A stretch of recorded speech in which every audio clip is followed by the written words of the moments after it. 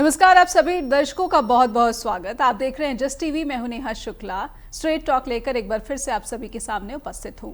आज की straight talk हम करने जा रहे हैं सुप्रीम कोर्ट के उस फैसले पर, जिस फैसले में सुप्रीम कोर्ट ने प्लेसेस ऑफ वर्शिप एक्ट की जुड़ी हुई जितनी भी याचिकाएं हैं उस पर सुनवाई करते हुए कहा है कि फिलहाल मंदिर मस्जिदों के तमाम जो अदालती मामले हैं उस पर किसी भी तरह का अंतरिम फैसला या फिर फाइनल जो है ऑर्डर या फिर सर्वे, इन सब पर रोक लगा दी जाए जब तक कि सुप्रीम कोर्ट में ये मामला सब जुडिश है। कहीं ना कहीं बार बार कई विश्लेषकों ने ये बात कही है कि जो पूर्व सीजेआई चंद्रचूड़ ने पंडोरा बॉक्स खोला था उसको वर्तमान सीजेआई संजीव खन्ना ने ठीक दुरुस्त करने की कोशिश की है अपने ताज़ा आदेश के जरिए। तो क्या ऐसा ही है या फिर ये जो चुनौतियां सुप्रीम कोर्ट में दी गई हैं प्लेसेस ऑफ वर्शिप एक्ट के खिलाफ या फिर पक्ष में, इन चुनौतियों के आगे अब भारत में क्या होगा या फिर न्यायिक जो फैसला आने वाला है वो क्या फैसला होगा? बहुत सारे सवाल, उलझने और चिंताएं भी इसके साथ जुड़ी हुई। आइए शुरू करते हैं आज की स्ट्रेट टॉक इन्हीं बातों के साथ। तो सबसे बड़ा सवाल और सबकी जुबान पर यही बात कि क्या वर्तमान सीजेआई संजीव खन्ना ने सांप्रदायिकता पर एक कड़ा प्रहार किया है? और कुछ और सवाल हैं जो हम चाहते हैं कि पहले अपने दर्शकों के सामने इन सवालों को रखूं और उसके बाद इन सवालों को समझने का क्रम आज के अपने खास मेहमानों के जरिए शुरू करूं। तो एक नज़र आप अपने टीवी स्क्रीन पर डालिए। स्ट्रेट टॉक के ये पहली बात तो ये कि भारत में प्लेसेस ऑफ वर्शिप एक्ट, इस पर एक विवाद देखने को मिल रहा है और लंबे समय से, वैसे तो ये विवाद लंबे समय से चला आ रहा है, लेकिन अभी जो भारत की स्थिति है एक के बाद एक अदालतों में मामले सामने आ रहे हैं और चैलेंज किया जा रहा है। लगभग हर मंदिर में मस्जिद कहें कि मस्जिद में मंदिर खोजने की जो है कोशिश दिख रही है और इसीलिए सुप्रीम कोर्ट का ये फैसला आया है कि अभी किसी भी तरह का ऑर्डर या फिर सर्वे नहीं होना चाहिए। वर्शिप एक्ट की संवैधानिक वैधता को सुप्रीम कोर्ट में चुनौती दी गई है और इसीलिए सवाल पूछा जा रहा है कि क्या संसद से पारित कानून को पलटा जा सकता है? क्या न्यायालय संसद से पारित कानून को पलट सकता है या फिर उसमें करेक्शन कर सकता है? मस्जिदों में मंदिर का दावा महज राजनीति से प्रेरित है, ये भी सवाल पूछे जा रहे हैं। क्या योगी मोदी सरकार को सुप्रीम कोर्ट से बड़ा झटका लगा है? एक सवाल ये भी कहा जा रहा है, क्या सीजेआई संजीव खन्ना ने पूर्व चीफ जस्टिस DY चंद्रचूड़, उनका जो 2 साल पहले का फैसला था उसको पलट दिया है और उसको दुरुस्त करने की कोशिश की है? क्योंकि सीधे सीधे आरोप पूर्व सीजेआई DY चंद्रचूड़ पर लगाए जाते रहे हैं। तो आइए समझने की कोशिश करते हैं और इसलिए पहले अपने आज के मेहमानों का परिचय अपने दर्शकों से करा दें। हमारे साथ जुड़ चुके हैं पॉलिटिकल एनालिस्ट और लीगल इश्यूज एक्सपर्ट भी राजीव गोदारा जी, हमारे साथ वरिष्ठ पत्रकार जुड़ चुकी हैं शिबा असलम फहमी जी, और हमारे साथ वरिष्ठ पत्रकार समीरात्मज मिश्रा जी भी जुड़ चुके हैं। सभी का बहुत बहुत स्वागत करती हूँ स्ट्रेट टॉक में। और शुरुआत में राजीव सर आपसे करना चाहूँगी। ये जो बात कही जा रही है, सबसे पहला सवाल तो मेरा यही है कि वर्तमान सीजेआई संजीव खन्ना का ये फैसला जो है, क्या ये वाकई उस फैसले को करेक्ट कर रहा है, दुरुस्त कर रहा है जिसे पूर्व सीजेआई DY चंद्रचूड़ ने ये फैसला दिया था कि सर्वे तो हो ही सकता है? थोड़ा सा अगर नेहा जी बैकग्राउंड में जाए तो अयोध्या केस के समय जो जजमेंट आया उसमें जो प्लेसेस ऑफ वर्शिप एक्ट है जी, उसको वैध माना गया, उसको विशेष तौर पर रेखांकित किया गया। इसी दौरान उसके बाद ये फाइल हुआ कि ये जो प्लेसेस ऑफ वर्शिप एक्ट है इसकी कॉन्स्टिट्यूशनली सही है गलत, इसकी कॉन्स्टिट्यूशनल संवैधानिक वैधता को चुनौती देते हुए 2 पिटीशन फाइल हुई जी, वो लंबित थी। इसी दौर में हमने देखा ज्ञान व्यापी का मामला आया। उस मामले में सुप्रीम कोर्ट ने जस्टिस चंद्रचूड़ की बेंच ने कहा कि सर्वे तक तो आप करवा सकते हैं, आप कन्वर्जन नहीं कर सकते रिलीजियस प्लेस का, पर सर्वे हो सकता है। सर्वे का छूट दे दिया गया जी। और उसके बाद तो लाइन लग गई, हर कहीं हुआ। अभी पिछले दिनों हमने देखा कि उत्तर प्रदेश के संभल में जो हुआ और उसके बाद जो हालत हुई वो भी हमने देखे। वहां भी मामला आया, तब भी सुप्रीम कोर्ट ने कुछ बहुत हल्का सा दखल दिया, परंतु जो याचिकाएं थी प्लेसेस ऑफ वर्शिप एक्ट की संवैधानिक वैधता को चुनौती देने वाली, उस केस की सुनवाई कल हुई और इसी दौरान उसमें कई और लोगों ने इंटरवेंशन के तौर पे दखल करने के लिए दरखास्त दिया और याचिकाएं दायर की और उसमें कहा कि ये जो कानून है प्लेसेस ऑफ वर्शिप एक्ट, इसको पूर्णतः लागू किया जाए। और इस मामले में सुप्रीम कोर्ट के 3 जजों के बेंच ने, जिसे हेड कर रहे थे justice Khanna, chief justice of India ji, उन्होंने कहा क्योंकि इस मामले को ये लंबित है और हमारे सामने है और इस पर सुनवाई होनी है, तो इसलिए उन्होंने कहा कि जब तक ये लंबित रहेगा, इस संबंध में कोई भी अगर दावा दायर होता भी है तो उसे रजिस्टर नहीं किया जाएगा। और जो दावे लंबित भी हैं इस तरह के, उनमें भी कोई इफेक्टिव इंटरिम या फाइनल ऑर्डर नहीं किया जाएगा। ना तो कोई अंतरिम आदेश दिया जाएगा जो बहुत ही प्रभावी हो, जिसका दूरगामी परिणाम होता हो, और ना ही कोई अंतिम नतीजा फैसला दिया जाएगा। ये कल उन्होंने कहा। इसमें दो बातें। पहली बात तो यह कि जब इसके संवैधानिक वैधता और इस कानून को लागू करने के लिए पूर्णतः से लागू किए जाए, ये याचिकाएं सुप्रीम कोर्ट के सामने हैं। उस हालत में इस तरह के दावों को सुनना किसी तरह से उसका औचित्यता नहीं है जी। और यही सुप्रीम कोर्ट के उस बेंच में एक जज साहब ने कहा कि सिविल कोर्ट्स हैं जो इन दावों को सुन रही है, वो सुप्रीम कोर्ट के साथ रेस नहीं लगा सकती कि एक तरफ सुप्रीम कोर्ट इसे सुन रहा है, इसकी संवैधानिक वैधता और इसे पूर्ण तरह लागू किए जाने के मामले को भी। उस समय जो निचली अदालतें हैं वो अगर इस तरह ऑर्डर करते रहेंगी तो हमारी न्यायिक व्यवस्था का जो बहुत ही महत्व रह नहीं जाएगा और बहुत ही अजीबोगरीब स्थिति पैदा होगी। इस सबको ध्यान में रखते हुए कल उन्होंने रोक लगाई। इसे आप दो तरह से देख सकते हैं। एक तो संवैधानिक कोर्ट्स का जो पूरा प्रक्रिया है उसमें ये ऑर्डर होना ही चाहिए था, परंतु दूसरी तरफ जो पिछले दौर की बात देखें, जस्टिस चंद्रचूड़ ने जिस तरह छूट दे दिया था सर्वे वगैरह का, उस संदर्भ में देखें तो वो जो प्रक्रिया चल निकली थी और रोज नए नए दावे दायर हो रहे थे, उस पे रोक लगाकर एक बहुत प्रभावी काम किया है जी। और बस मैं यहाँ एक बात कहना चाहता हूँ, जस्टिस चंद्रचूड़ की बहुत आलोचना हुई थी जब उन्होंने कहा था, अयोध्या के केस में ही कहा था कि कभी कभी जब मुझे लगता है कि मामला बहुत मुश्किल है, बहुत गंभीर है, तो मैं बैठकर सोचता हूँ और उसका कोई रेजोल्यूशन निकले। ये जो रेजोल्यूशन वाला उनका विचार था, मेरे मन में ये सवाल आ रहा है जब से उन्होंने ये मामला गर्म हुआ कि जब ज्ञान व्यापी के मामले में उन्होंने फैसला दिया और ये कहा कि अच्छा ये सर्वे तो हो ही सकता है, ये इसमें तो रोक नहीं है, तब वो रेजोल्यूशन की बात उन्हें क्यों नहीं ध्यान आई जो अयोध्या के केस में उन्होंने कही। ये एक बड़ी विचित्र स्थिति थी।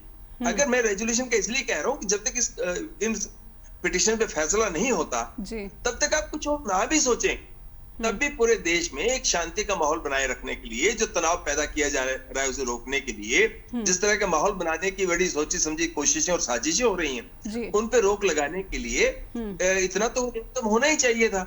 और जब ज्ञानव्यापी का फैसला आया था, जहां तक मुझे याद है उससे पहले पिटिशंस पेंडिंग थी जी। तो इस संदर्भ में इसे देखा जाना चाहिए और एक बहुत सुंदर और वेलकम किए जाने योग्य फैसला है, इंटरिम है, परंतु इसे वेलकम किया जाना चाहिए। इस पे अंतिम बातें होनी है, बहस होनी है, विचार होना है और फैसला आएगा। जी बिल्कुल। मैं शीबा मैम के पास जाना चाहूंगी। शीबा जी, आपने सुना कि राजीव जी ने क्या कहा, उन्होंने स्वागत किया और कहीं ना कहीं जो पूर्व सीजेआई का फैसला था उस पर सवाल भी खड़े कर रहे हैं। शीबा मैम, क्या आपको लगता है कि ये जो सीजेआई संजीव खन्ना ने आदेश दिया है, इसके बाद मोदी सरकार हो या फिर योगी सरकार हो, इनको एक बड़ा झटका लगा है? बहुत शुक्रिया नेहा जी और आपके दर्शकों को मेरा नमस्कार। गुदारा साहब ने बहुत मुकम्मल बात बताई है, पूरा परिप्रेक्ष्य बताया है इसका। मुझे एक बात ये इसमें जोड़नी है कि ये सारा मामला अब जो इस समय जो अदालतों का विषय है वो इंटेंट का मामला है, नियत का मामला है, चाहे वो निचली अदालत हो चाहे वो सर्वोच्च अदालतें हो, तो और जजेस का भी जो सवाल है, तो जो इंटेंट का सवाल है वो व्यक्ति से व्यक्ति इंडिविजुअल टू इंडिविजुअल वो अलग अलग आता रहेगा। आपको अभी अभी थोड़े दिन पहले ही चंद्रचूड़ साहब ने इसका खुलासा किया कि उन्होंने अपने हिंदू भगवान, अपने हिंदू गॉड से कंसल्ट करके वो फैसला लिखा, जो उन्होंने फैसला लिखा था उसका बाबरी मस्जिद का। उस पूरे फैसले में जो तथ्य थे वो तथ्य तो उन्होंने जो तथ्य हैं उसको ही रखा, लेकिन जो फैसला लिखा गया वो जो मेजॉरिटी कम्युनिटी के जो भगवान थे उसको कंसल्ट किया। तो ये जो नियत का सवाल है यही बुनियादी सवाल है, चाहे निचली अदालतें हों चाहे ऊपर की अदालतें हों। तो ठीक है, ये बात सही है राजीव साहब की कि ये एक इंटरिम रिलीफ है, हम सबको ये लग रहा है कि ये इंटरिम रिलीफ है, लेकिन ये बात याद रखिए कि जब केंद्र सरकार बहुत संगीन सवालों से जूझेगी, आर्थिक विषय के, सामाजिक विषय के, रोजगार के, तब ये इस तरह के मामले निचली अदालतें और पूरा समाज में फैलाए जाएंगे और उठाए जाएंगे।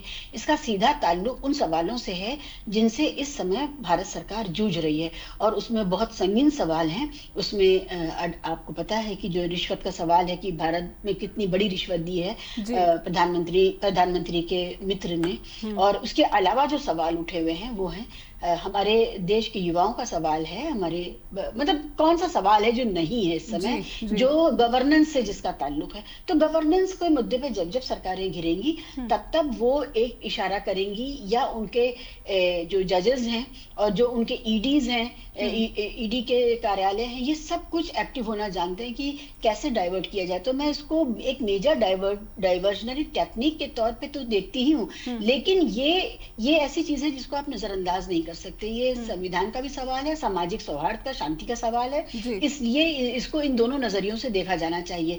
और रिलीफ जो जहां तक सवाल है, मैं आपको याद दिलाना चाहती हूँ, सुप्रीम कोर्ट ने कहा था बुलडोजर जस्टिस नहीं होगा, और अगले ही दिन बुलडोजर चला था।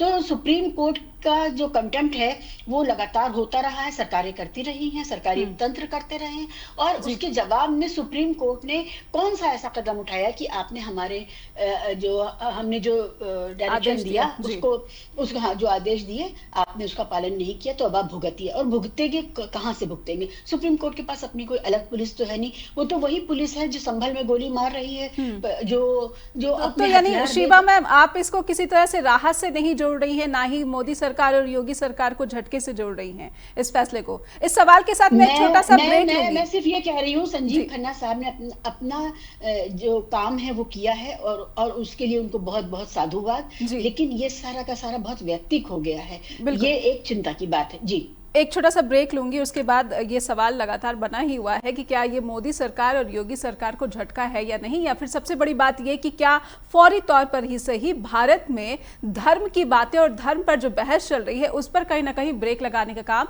मौजूदा सीजेआई ने किया है। एक छोटा सा ब्रेक के बाद लौटते हैं। फिर से स्वागत है आपका, आप देख रहे हैं स्ट्रेट टॉक, और दर्शकों को लेकर चलना चाहेंगे सीधे वरिष्ठ पत्रकार समीरात्मज मिश्रा जी के पास। समीरात्मज सर, आप संजीव खन्ना के इस फैसले को कैसे देख रहे हैं? और आपने राजीव जी की भी बात सुनी और शिवा मैम की भी बात सुनी, आप इस फैसले में क्या कुछ आकलन कर पा रहे हैं कि क्या इससे एक झटका लगा है या फिर ब्रेक लगा है? भारत में लगातार धर्म पर ही विवाद, धर्म पर ही राजनीतिक बहस हो, खींचतान हो, या फिर सामाजिक बहस हो, लगातार जारी। इस पे निश्चित तौर पर जो ये फैसला है अभी जो ब्रेक लगाया है, ये तो एक जाहिर तौर पर बहुत स्वागत योग्य कदम है। सुप्रीम कोर्ट से यही उम्मीद की जा रही थी जी।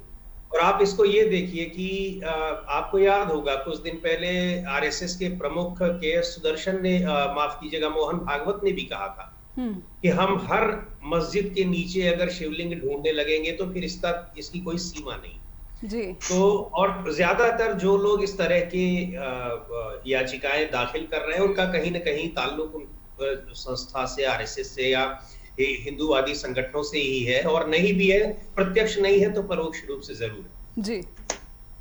कहने का मतलब ये है कि ये चीज उनकी तरफ से भी मनाही हो रही है। हालांकि मनाही के लिए तो उन्होंने नहीं कहा था कि अब आगे करना नहीं है, लेकिन उन्होंने कहा था कि ऐसा करने का कोई मकसद नहीं है, कोई मतलब नहीं है। लेकिन फिर भी सारी चीजें हो रही हैं, और सुप्रीम कोर्ट में देखा जाए कि अब ये इसके पीछे क्या मंशा थी। 1991 का जो ये कानून है, ये बना ही इसीलिए था कि भाई 1947 15 अगस्त 1947 की जो एक कट ऑफ डेट रखी गई, उस दिन जो जैसी स्थिति है उसको रखा जाए। इसका सीधे तौर पर मतलब ये था कि आने वाले दिनों में कोर्ट कचहरी के केस में इस तरह के विवाद ना फंसे, क्योंकि इनका कोई अंत नहीं। अभी आप ये देखिए कि ऐसा नहीं है कि मस्जिदों के नीचे मंदिर ही ढूंढे जा रहे हैं। अब कई ऐसे केसेस भी आ रहे हैं या आएंगे ही निश्चित तौर पर, जहां मंदिरों के नीचे बौद्ध स्थल और जैन स्थल भी ढूंढे जाएंगे और ढूंढे जा रहे हैं, कहा ही जा रहा है। और उनके भी ऐतिहासिक प्रमाण भी है, ऐसा भी नहीं कि वो बिना किसी आधार के। और इतिहास में जब टटोलेंगे तो ये इन सारी चीजों का कोई बहुत ये मतलब नहीं है, उसका कोई अर्थ नहीं है आप सभी जगहों पर। और ये जो पूजा कानून बना है, उपासना स्थल कानून, इसका मकसद यही था कि भाई इन चीजों में क्यों ऊर्जा लगाएं, और एक विवाद भी होगा, निश्चित तौर पर विवाद होगा। जो चीजें देख रहे हैं संभल में हुआ, चाहे और भी जगहों पर हुआ, तो उस पर एक जो सुप्रीम कोर्ट का जो रुख है, जो उस पर फिलहाल अभी रोक लगा रखी है उन्होंने, स्वागत योग्य कदम तो है। लेकिन मुझे लगता है कि जो मंशा इसके पीछे काम कर रही है कि इस कानून को, अभी मैं आपसे यहाँ बैठा हुआ हूं तब भी देख रहा हूं कि व्हाट्सएप ग्रुप्स पर कुछ इस तरह की बातें आ रही है कि इस काला कानून का इसको कहा जा रहा है कि इसको जो है ये काला कानून है जिसको खत्म किया जाना चाहिए। तो ये चीजें, या इसी उपासना स्थल कानून की बात कर रहा हूँ, प्लेसेस ऑफ वर्शिप एक्ट की, इस तरह के जो बातें हो रही हैं, तो इसका मतलब ये है कि ये याचिकाएं उन लोगों की ओर से दाखिल की गई हैं या उनका मकसद ये है कि 15 अगस्त 1947 की सीमा न रखी जाए, इसको 1000 साल पहले या कुछ ऐसे ही शायद कहा गया है। सीधे तौर पर वो कहना चाह रहे हैं कि जब यहाँ पर मुस्लिम इन्वेजन, इस्लामिक इन्वेजन होता है और उसके बाद जो तमाम धर्मस्थलों को तोड़ा गया, उसके बाद दूसरी मस्जिदें बनी है, उसको देखा जाए, तो यहां भी जाकर वो स्थिति खत्म नहीं होती है, विवाद खत्म नहीं होता है, क्योंकि उसके पहले के फिर दावे शुरू हो जाएंगे जी। तो और उसका ये कानून बनाने का मकसद यही था कि आगे कोई विवाद ना हो, और इस तरह के विवाद निश्चित तौर पर कोई फायदा तो पहुंचाते नहीं है देश को, आखिरकार पीछे ही ले जाते हैं, अलग अलग समुदायों में विद्वेष पैदा होता है, लड़ाई झगड़े होते हैं, और तो कोई इनका मकसद है नहीं जी। ऐसा भी नहीं है कि आप जहां भी पूजा कर रहे हैं या जहां पर था वहां पर फिर मिल जाएगा तो उसका कोई बहुत, उससे आपको कुछ हासिल हो जाएगा, कुछ भी नहीं होगा। तो कुल मिलाकर इस कानून को जो बनाने का मकसद था, जो बनाने की मंशा थी, मुझे लगता है कि सुप्रीम कोर्ट को वो भी देखना चाहिए कि उसके पीछे क्या कानून बनाने वालों की मंशा थी। यही थी कि आगे इस तरह के विवाद ना हो, और अगर सुप्रीम कोर्ट को लगता है कि विवाद ना हो तो मुझे नहीं लगता कि उसको कोई फैसला देने की जरूरत है, किसी संशोधन की जरूरत है, क्योंकि कोई भी संशोधन होगा तो उससे फिर विवाद होगा, वो भी अंतिम नहीं होगा, उसके आगे भी विवाद के रास्ते खुलते चले जाएंगे। बिल्कुल। क्यों कहीं ना कहीं ये जो याचिकाएं हैं, इन याचिकाओं के मेरिट पर भी बात हो रही है, क्योंकि कुछ विशेषज्ञों की बात मैंने देखी तो जो प्लेसेस ऑफ वर्शिप एक्ट है, इसकी जो संवैधानिक जो एक बेस है, इसका जो आधार है वो संवैधानिक बताया जा रहा है, सेकुलर बताया जा रहा है। राजीव सर, मैं आपसे समझना चाहूंगी, प्लेसेस ऑफ वर्शिप एक्ट जिस मूल भावना के साथ, जैसा समीरात्मक सर ने भी कहा और जैसा शिबा मैम ने भी कहा, जिस मूल भावना के साथ सरकार ने, नरसिम्हा राव सरकार ने इसको संसद से पारित कराया, इसकी संवैधानिक वैधता को चुनौती, आप मेरिट कितना देख पा रहे इन सब पिटीशंस में जिसे सुप्रीम कोर्ट ने सुनवाई के लिए मंजूर कर दी, या फिर ये लंबे समय से लंबित थी? नेहा जी, देखिए, जहां तक इसकी संवैधानिक वैधता का सवाल है, सुप्रीम कोर्ट ने उन पिटीशंस को लिया है, उन पे विचार करने की बात की है, और जो स्टे कल उन्होंने किया है, जो ऑर्डर किया है, वो ये कहा है कि क्योंकि मामला सब जुडिस है, क्योंकि मामला न्यायालय के अधीन है, विचाराधीन है, इसलिए वो ये ऑर्डर कर, ये ध्यान में रहना चाहिए। तो मामले पे सुनवाई हो रही है। अब सुनवाई में संवैधानिक वैधता में कौन क्या तर्क देगा, कौन क्या दलीलें देगा, इस पे एक लंबी बहस होनी है। ऐसा नहीं है, मेरी जो व्यक्तिगत राय है वो मैं रख दूं, एक अलग बात है, मामला सब जुडिस है, अदालत को फैसला देना है। मेरी समझ से ये संवैधानिक दायरे में आता है, ये बेहतर समाज निर्माण के लिए, समाज में बेहतर व्यवस्था बनाए रखने के लिए ही कानून लाया गया, परंतु इसमें फैसला तो सुप्रीम कोर्ट को देना है। इसमें जो और महत्वपूर्ण बात है, अब देखिए, जो कानून बना था वो एक्ट था प्लेसेस ऑफ वर्शिप एक्ट, जो 1991 में बनाया गया, वो कहता है an act to prohibit conversion of any place of worship and to provide for the maintenance of the religious character of any place of worship as it exists on the 15th day of August 1947। अब इसमें जो 15th अगस्त 47 को जो religious character था उसमें कोई बदलाव नहीं किया जाएगा, ये कानून कहता है, इसका मकसद ये था। और इसका प्रोविजन जो कहता है, अब ये सब बारीकियों पे भी बात होगी, और यही हमारे देश का संविधान कहता है कि सब चीजों में बात होगी और उसको देखा जाएगा। परंतु इसमें महत्वपूर्ण जो बात अब ये है कि जो दूसरी याचिकाएं हैं, जो इस कानून को अक्षरतः लागू करने की, पूरी शिद्दत से लागू करने की जो याचिकाएं और प्रेयर हैं, एक तरफ है कि पिटीशन जो वैधता चुनौती देती है उनको रद्द किया जाए, दूसरी बात यह है कि इस कानून के रहते हुए सिविल कोर्ट ने जिस तरह से फैसले दिए, सर्वे के लिए कहा, इजाजत दी, सुप्रीम कोर्ट ने ज्ञानव्यापी केस में जस्टिस चंद्रचूड़ के बेंच ने कहा, तो वो एक बड़ा खतरा पैदा हो गया। तब कैसा देखा जाए, तब इस कानून को बदल नहीं सकती सुप्रीम कोर्ट, तब इस कानून को या तो कह सकती है संवैधानिक रूप से वैध है, या कह सकते हैं संवैधानिक रूप से अवैध है। वैधता इसकी नहीं टिकती है जी। ना। पर दूसरा फैसला जो करना होगा वो कि इस कानून का दायरा क्या है। दायरा यानी जो दखल नहीं दे सकते, कन्वर्ट नहीं कर सकते, इसको बदल नहीं सकते, इसके रिलीजियस करेक्टर को, जी। उसमें क्या ये सर्वे करवाना है, ये रोज सूट फाइल का सिविल सूट फाइल कर देना, उस पे सुनवाई होना, वहां जाके सर्वे होना, खुदाई होना, वो क्या रिलीजियस करेक्टर का कन्वर्जन माना जाएगा कि नहीं। महत्वपूर्ण फैसला वो भी होना है जी। जो अभी की स्थिति है। और उस हालत में देखें तो सवाल ये भी आएगा, इसका सेक्शन 3 जो कहता है bar of conversion of places of worship, ये है bar of conversion of places of worship, no person shall convert any place of worship.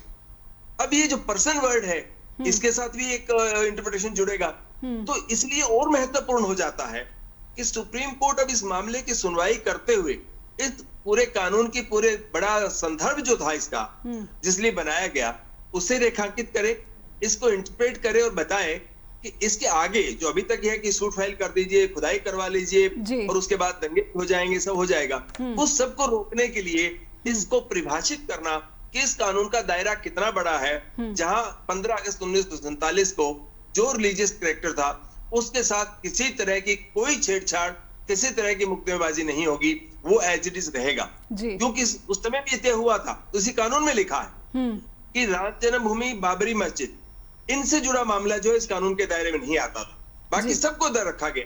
और जब ये तय है तो फिर इसको इसी तरह लागू किया जाना चाहिए। और ये एक महत्वपूर्ण फैसले की उम्मीद करनी चाहिए कि सुप्रीम कोर्ट का फैसला आए तो बाकी सभी तरह के लिटिगेशन और विवादों पे रोक लग जाए, वो एक महत्वपूर्ण है। वरना कानून है, संवैधानिक रूप से आज के दिन वैध है, परंतु रोज दावे हो रहे हैं, सिविल अदालतें इसमें फैसले कर रही हैं और ऑर्डर कर रही हैं, सर्वे हो रहे हैं, और फिर बाकी जो हो रहा है वो भी हम देख रहे हैं। और समाज में जिस तरह का पोलराइजेशन करने की बात हो रही है, जैसे मिश्रा जी ने कहा, एक तरफ बयान होंगे और दूसरी तरफ उत्साह भी होगा, इस सब पे भी एक रोक लगाने की जरूरत है। तो वो फैसले से उम्मीद करते हैं कि वो भी लगे। जी बिल्कुल, एक छोटा सा ब्रेक लूंगी, लेकिन जिस तरीके से जो संदेशों का आदान प्रदान हो रहा है, जैसा कि सबिरात्मक मिश्रा जी ने यहाँ पर रखा है, उससे कहीं नहीं लग रहा है कि इस फैसले के बाद कहीं ना कहीं इस विवाद को बढ़ाने वाले जो लोग हैं उस पर कोई किसी तरह का ब्रेक लग सका है। एक छोटा सा ब्रेक लेते हैं और ब्रेक के बाद लौटेंगे और हमारे कुछ सवाल अभी भी जारी हैं, हम उनको समझने का क्रम आगे बढ़ाएंगे छोटे से ब्रेक के बाद। फिर से स्वागत है आपका, आप देख रहे हैं स्ट्रेट टॉक और सीधे दर्शकों को लेकर चलेंगे शिबा जी के पास। शिबा मैम, कहीं ना कहीं प्लेसेस ऑफ वर्शिप एक्ट की अपनी अपनी परिभाषाएं जो है यही पूरे विवाद की जड़ है। ऐसे में आप अपेक्षा किस समुदाय से करती हैं? कहीं ना कहीं अगर आप कोर्ट जाते हैं तो कोई जीतेगा कोई हारेगा, ये तय है, क्योंकि अदालतों में तो न्याय होता है, जिस पक्ष के तर्क जो है वो ज़्यादा प्रभावी रहेंगे वही जीतेगा, जिस पक्ष का तर्क जो है प्रभावी नहीं रहेगा वो हार जाएगा। ऐसे में कहीं ना कहीं भारत एक समाज के रूप में बहुत ही कमज़ोर प्रतीत हो रहा है। नेहा जी, आपने कहा जिसके तर्क भारी होंगे, मजबूत होंगे, वो जीतेगा।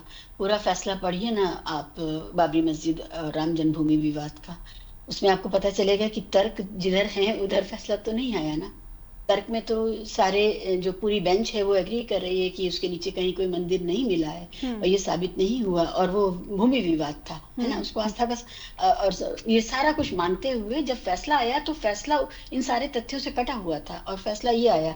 मेरा सवाल ये है कि जिस तरह से हम लोग इस समय देख रहे हैं कि कानून खेला जा रहा है सुप्रीम कोर्ट में, कोई जज अच्छा है, कोई जज उतना अच्छा नहीं है, कोई जज प्रेशर में है, ये सब जो चीजें हैं ना, ये एक दे आर बाइंग टाइम।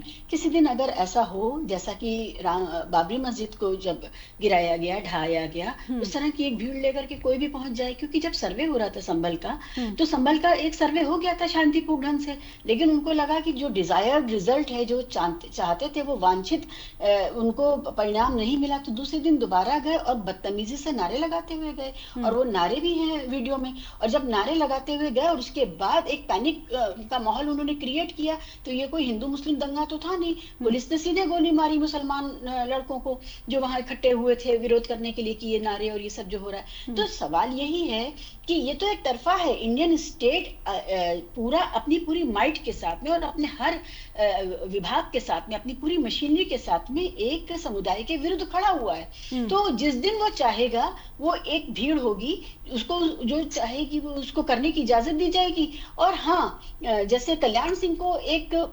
एक सिंबॉलिक सजा मिली थी, वैसे ही कोई सिंबॉलिक सजा यहाँ पर भी तय कर ली जाएगी। ये मुझे नहीं लग रहा कि इसमें से मुझे इतना ज्यादा बाउम्मीद होने की जरूरत है।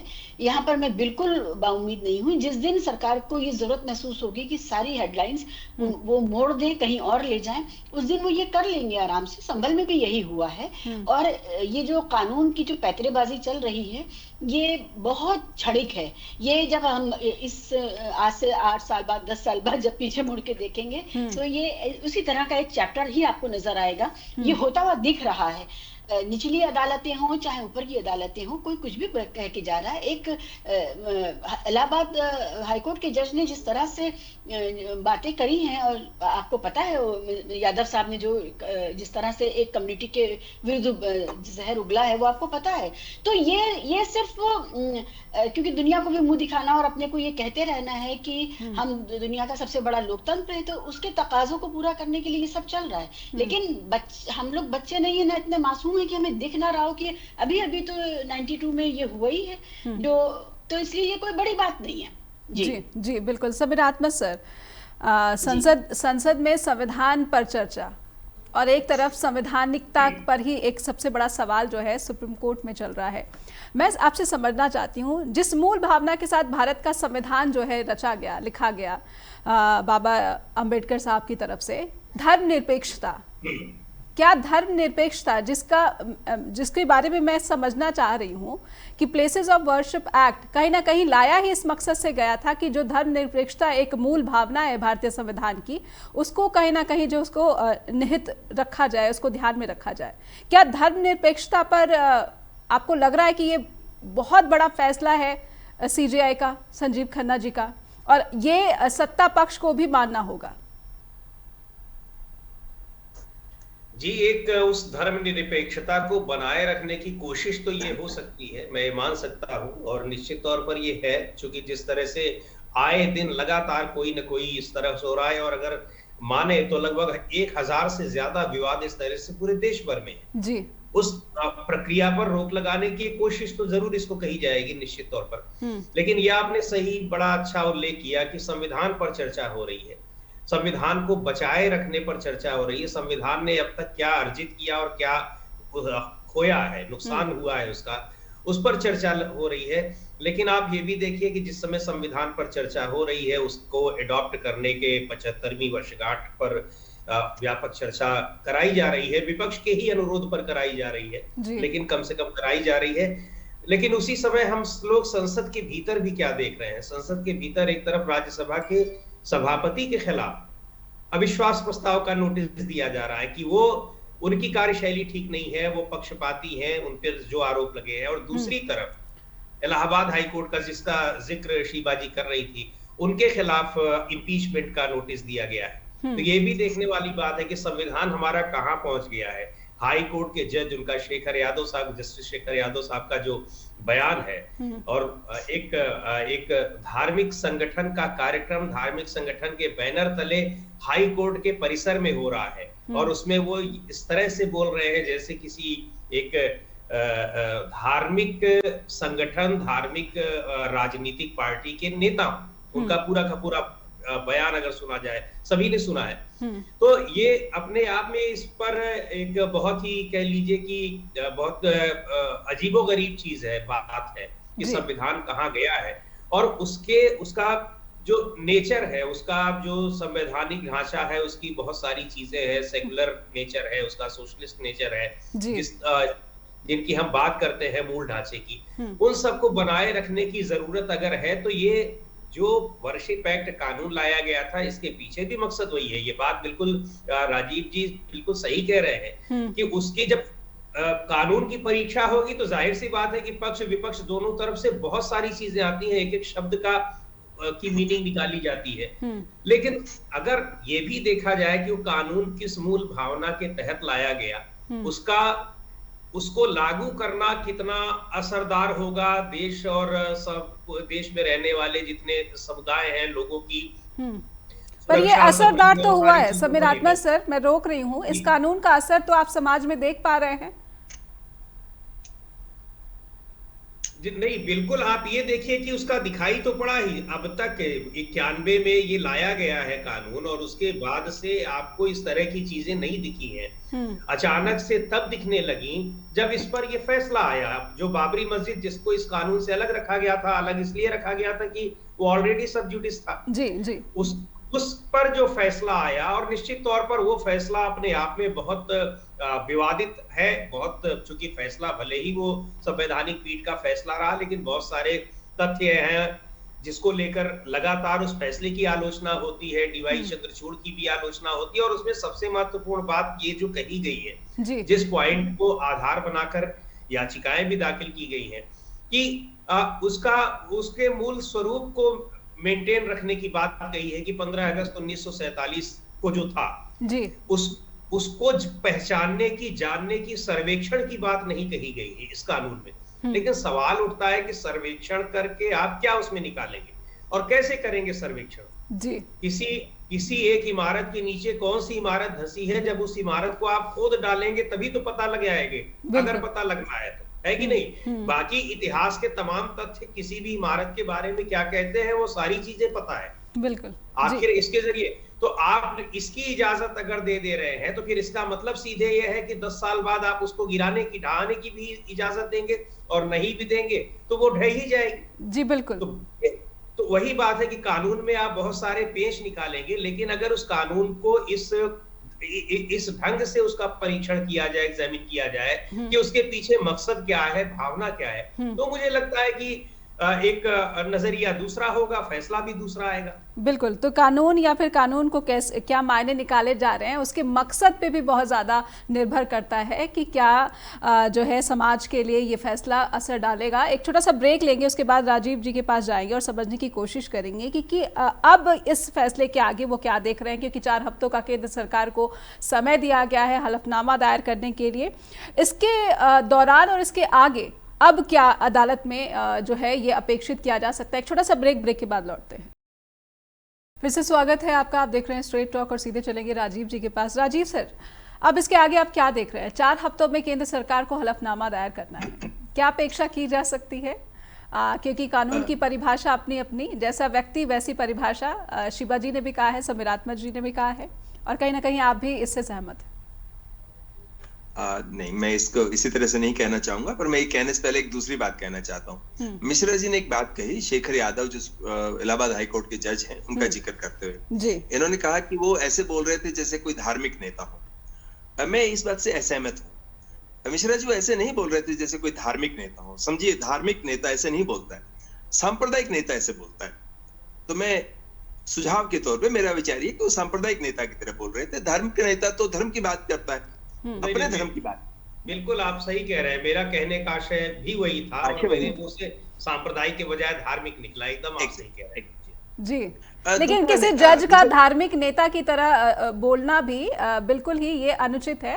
भारत के संविधान में अगर जिसकी आस्था है और न्याय प्रणाली में जिसकी आस्था है, वो ऐसे सार्वजनिक मंच पर ऐसा नहीं। बहस होगी जी बिल्कुल, वो एक लंबी बहस होगी। बिल्कुल, भारत का संविधान राज्य को ये कहता है कि आप किसी धर्म विशेष के लिए ना तो किसी के खिलाफ काम करेंगे, ना किसी धर्म के लिए काम करेंगे, परंतु व्यक्तियों को अपने धर्म मानने की छूट देता है। और संविधान का कोई ऐसा प्रावधान नहीं है जो कहता हो जब इस पद पे आ जाएंगे तो धर्म नहीं मानेंगे, अपना धर्म की बात नहीं करेंगे।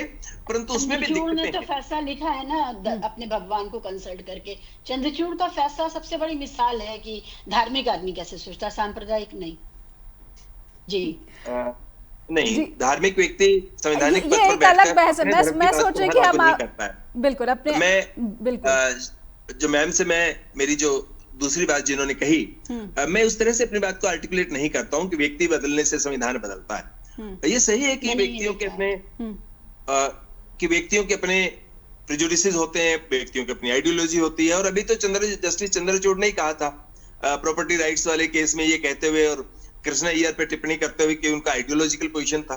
ये भारत के संविधान का जो सोशलिज्म था उसके मुताबिक नहीं, तो उनका आइडियोलॉजिकल पोजीशन था। और संवैधानिक व्याख्या करते हुए आप अपनी आइडियोलॉजिकल पोजीशन को नहीं रख सकते, आपको संविधान की जो आइडियोलॉजिकल पोजीशन, संविधान की पोजीशन है, आप उसकी बात करेंगे। इसलिए मुझे लगता है कि संविधान के मामले में जब हम बात करते हैं तो 3 पक्ष नहीं रह जाते, 2 पक्ष रह जाते हैं। मामला सिर्फ इतना नहीं रहता कि कोई कहता है कि मैं मस्जिद बनाने के पक्ष में हूं या मैं मंदिर बनाने के पक्ष में हूं या मैं कि इस दावे के इस पक्ष में हूं कि उस पक्ष में हूं। एक तीसरा पक्ष है, कभी कभी ये दोनों पक्ष एक जगह खड़े हो जाते हैं और वो होता है कि संविधान को तुम नहीं मानते, बाकी अपनी बात मानते हैं। उनमें एक सही भी हो सकता है, एक गलत भी हो सकता है और अक्सर ऐसा होता है। परंतु एक तीसरा पक्ष है या कहिए दूसरा पक्ष है कि हम पूरी व्यवस्था को संवैधानिक ढांचे में चलाने की बात करते हैं या कि सिर्फ ये बात करते हैं कि मेरा पक्ष ये है और हम इस तरह से विक्टिम हैं, या जैसे आजकल आप देखेंगे विश्व हिंदू परिषद से लेकर जितने ये संगठन हैं वो यही बात कर रहे हैं कि नहीं तो हमारा देखिए हमारे यहाँ पर ये जो एक कभी कभी ये झूठा प्रलाप भी होता है और इसमें अक्सर सच भी होता है, कभी कभी नहीं अक्सर सच होता है जब सच में वो विक्टिम होता है जो बात करता है। इसलिए संविधान काम कैसे कर रहा है, हमारी मशीनरी, हमारे सरकारें, हमारी इंस्टीट्यूशन संविधान को लागू कर रही है कि नहीं कर रही है, सवाल हमेशा रहता है और उसकी समीक्षा गहरे से होनी चाहिए। परंतु ये कह देना कि संविधान को छोड़कर कुछ और बात हो जाएगी, संविधान के इतर हम कोई बात की प्रोवोकेट करें, कम से कम मैं उसके पक्ष में नहीं हूं। मुझे लगता है हमें संविधान की जो संवैधानिकता की व्याख्या है, जो कॉन्स्टिट्यूशनलिज्म है, जो उसकी कॉन्स्टिट्यूशनल मोरालिटी है, हमें उसको समझना होगा और उसी के संदर्भ में बात करना होगा। वो चाहे सेकुलरिज्म की बात हो, वो लोकतंत्र की बात हो, वो सोशलिज्म की बात हो, इन सब मामलों में। इसलिए मुझे लगता है कि अभी तक बहुत जगह हम फेल हुए हैं। हमारी अदालतों ने बहुत सारे ऐसे फैसले दिए हैं। अयोध्या के फैसले की बात मैम ने बहुत सही की, वो हर कोई जानता है, उसमें अनेकों सवाल, ऐसे एक फैसला नहीं है, बहुत फैसले हैं, ऐसे भी फैसले हैं। अभी राइट टू प्रॉपर्टी की बात करें, इतने साल बाद वो फैसला सुप्रीम कोर्ट ने बदल दिया, तो बार बार ही होता है। परंतु हर बार ये नहीं होता कि एक व्यक्ति आया और उसने अपनी मनमर्जी से फैसला बदल दिया। हमारे समाज में संविधान में जो प्रावधान किए गए हैं उनमें अमेंडमेंट भी बदलते समाज के साथ हो रही हैं, बदलते विचार के साथ हो रही हैं और इसी तरह अदालतों में व्याख्याएं भी हो रही हैं। तो इसको एक ही रंग से पेंट कर देने से काम नहीं चलता और जब हम एक ही रंग से पेंट करेंगे तो संवैधानिक व्याख्या जो एक बेहतर और बराबरी के समाज की बात करता है वो कमजोर होती है उसके नींव। इसलिए बात ये कहने की जरूरत है कि संविधान की जो संवैधानिक पूरे ढांचे में पूरी जो संविधान है उसकी पूरी जो ध्वनि है उस ध्वनि के मुताबिक उसको कैसे परिभाषित किया जाए कि समाज में जो अयोध्या के फैसला आया वो ना आए, ऐसे अनेकों फैसले हैं वो ना आए, या कहीं जाकर कोई भीड़ जाके हमला करके गिरा दे, तोड़ दे, बना दे, वो ना हो। ये जो संवैधानिक दायरे को बचाए रखकर और उसके जिस परिप्रेक्ष्य में संविधान बना है जो कहते हैं उसमें लागू करने की लड़ाई को ही लड़ना होगा, वही एक रास्ता है और वही जो लड़ाई है वही अदालतों के बीच में होगी, अदालतों में बहसें उस पर होंगी और ये दबाव होगा कि अदालतें वैसा फैसला करें। परंतु त्रासदी कहाँ कर खड़ी हो गई है?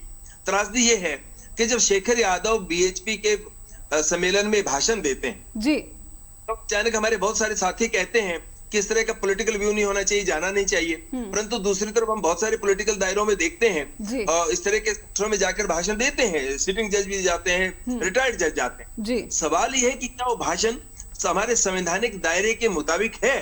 अगर वो नहीं है तो फिर सुप्रीम कोर्ट क्या कर सकता है? अभी तो आज खबर ये है कि राज्यसभा में महाभियोग का प्रस्ताव दे दिया गया है राज्यसभा एमपीज के द्वारा, उसमें क्या हो सकता है? ये एक महत्वपूर्ण बात है और क्या किसी को हो सकती है? सुप्रीम कोर्ट ने यह भी कहा है किसी केस में कि जजेज इस तरह के मामलों पे ना बोलें क्योंकि उससे वो उनका कल को अगर ऐसा मामला उनके सामने आया तब उनका विचार क्या होगा। इसलिए संवैधानिक लेकिन तभी जी राजीव जी मैं आपको रोक रही हूँ और बिल्कुल छोटा छोटा कमेंट जो मैं चाहती हूँ कि शीबा मैम से भी और समीरात्मा सर से भी लूँ, लेकिन समय समाप्ति का इशारा कर रहा। शीबा मैम, भारत की चाहे न्याय व्यवस्था हो चाहे हमारी संसदीय व्यवस्था हो, सबकी जो मूल भावना तो ये है कि जो भारत का समाज है, जो भारत के लोग हैं, इनको बराबरी का हक मिले और इनमें किसी भी तरह का जो वैमनस्यता है वो ना रहे। मैं ये समझना चाहती हूँ कि क्या इस मूल भावना को समझ पाने में हमारी संसद उस समय जो है वो चूक गई जिसने प्लेसेस ऑफ वर्शिप एक्ट लाया, या फिर वर्तमान में संसद इस तरह से जो काम कर रही है? जैसे आपने कहा कि आपको उतने ज्यादा बाउम्मीद नहीं है, बिल्कुल संक्षिप्त टिप्पणी मैं आपसे चाहूंगी, उसके बाद समीरात्मा सर से। जी क्योंकि आपने संसद का सवाल उठाया, मैं आपको याद दिलाना चाहूंगी, पिछले ही साल संसद में पूरी मुस्लिम समाज को बहुत गंदी गंदी गालियां एक एमपी साहब ने दी थी, और पीछे दो एमपी बैठे हुए थे, वो सीनियर लोग थे और मिनिस्टर भी रहे, वो लोग हंस रहे थे और उनके खिलाफ कोई कार्रवाई नहीं हुई थी। उनको फिर पार्टी ने अपना चुनाव प्रभारी भी बनाया था। मेरा ये कहना है कि लोग बदलते हैं तो जो इंस्टीट्यूशंस हैं, संस्थान हैं, उनका चरित्र भी बदल जाता है। क्योंकि आप जब तक विल पावर, इंसान का विल पावर लागू नहीं होगा, तब तक वो अपनी आत्मा को और जो उसका काम है वो नहीं कर पाएगा। तो मैं बस यही याद दिलाना चाहती हूँ। बिल्कुल समीरात्मा जी, बिल्कुल संक्षेप में, समय समाप्ति का इशारा कर रहे हैं जी। अनम्यूट कर ले सर, अनम्यूट कर ले। वर्शिप 1991 का वर्शिप एक्ट जिस समय आया था, मुझे लगता है कि वो उस समय की जरूरत थी, और उस समय की ही नहीं, आज की भी जरूरत है, आगे आने वाले दिनों की भी जरूरत है। मेरा तो यही मानना है कि उसमें जो समय बहुत संक्षिप्त वो एक कानून बना था, जो बातें उसमें लिखी गई थी, तो उससे उसकी मंशा दिखाती है कि किस मंशा से लाया गया था, ताकि आने वाले दिनों में जो सांप्रदायिक सौहार्द है, धार्मिक सौहार्द है, वो बना रहे। और इसके कट ऑफ डेट को लेकर जो बहस है, उस बहस को भी जो है अदालत में बिल्कुल ही कोई जो है ज्यादा महत्व नहीं मिल पाएगा, क्योंकि वो धराशायी हो सकती है। जो कट ऑफ डेट की बात हो रही है जी बिल्कुल, कट ऑफ डेट की बात तो फिर वो एक दूसरे विवाद को जन्म देगी, क्योंकि कट ऑफ डेट का आप कहां ले जाएंगे? अगर आप 1000 साल पहले ले जा रहे हैं तो उसका कोई लॉजिक नहीं बनता है, फिर और आगे आप ले जाइए। 15 अगस्त 1947 इसलिए रखी गई थी कि देश की आजादी के समय वहां भारत एक दूसरे दौर में आया था, एक लोकतंत्र के दौर में आया था। जी बहुत बहुत धन्यवाद करना चाहूंगी आप सभी का कि आपने वक्त दिया और स्ट्रेट टॉक के साथ जुड़े, और हमें और हमारे दर्शकों को ये शायद समझने में मदद मिली कि प्लेसेस ऑफ वर्शिप एक्ट जिस मूल भावना के साथ लाया गया था, और जिस तरीके से अब इसके पक्ष में और इसके विरोध में याचिकाएं सुप्रीम कोर्ट में अब इस पर सुनवाई हो रही है। फिलहाल के लिए ऐसा लग रहा है कि भारत में ये जो धर्म को लेकर बहस या फिर उपासना स्थल को लेकर जो बहस चल रही है, इस पर कहीं ना कहीं लोगों को सोचना और समझना चाहिए कि क्या अदालतें धर्म के जो स्थल हैं उन पर फैसला करेंगी, या फिर भारत एक समाज के रूप में खुद अलग अलग समुदाय अगर एक साथ रहना है तो उनको मिल बैठकर इस पर ज़रूर फैसला करना चाहिए, ज़रूर सोच विचार करना चाहिए, तभी भारत विकसित भारत की तरफ आगे बढ़ सकता है। बहुत बहुत धन्यवाद। लेकिन फीडबैक की अपेक्षा है, लगातार लिखिए info@justbroadcasting.com और neha@justbroadcasting.com पर भी। नमस्कार।